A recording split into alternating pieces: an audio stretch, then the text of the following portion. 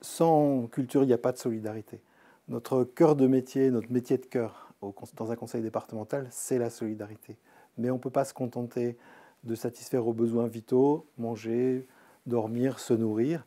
Mais il faut également qu'on aille plus loin et il y a un véritable droit à la culture. Et c'est ce droit à la culture qui nous permet de donner un supplément d'âme à notre action en matière de solidarité. Et la culture, elle est là pour partager. C'est une culture qui ne se partage pas, c'est une culture qui n'existe pas. Toutes les cultures sont des états de partage. Si un écrivain écrit seul quelque part ou une écrivaine, le partage est souhaité de le partager à un très grand nombre, même si ça va de l'écrivain vers le lecteur.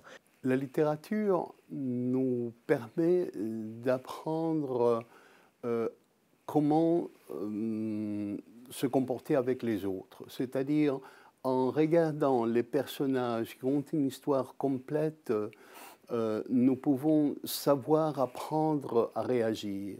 Nous, on se rapproche de soi et des autres. Nous, c'est vraiment effectivement la rencontre et le support de la cuisine qui permettent de valoriser la personne parce qu'elle est effectivement, elle réalise quelque chose et elle est reconnue, valorisée pour ce qu'elle réalise.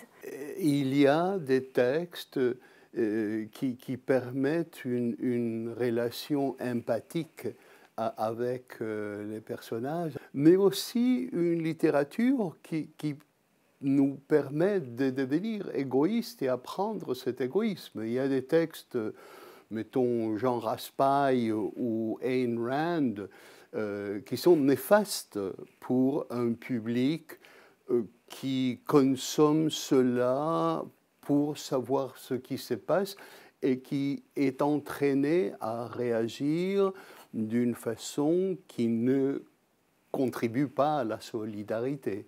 Parce qu'à une époque où tout va très vite, je pense que reprendre la notion de temps, se poser, construire, être créatif, faire quelque chose avec ses mains, se détacher peut-être un peu de sa tête, ça fait beaucoup de bien et effectivement ça permet peut-être d'être plus ancré. Si on ne bouge pas notre appétit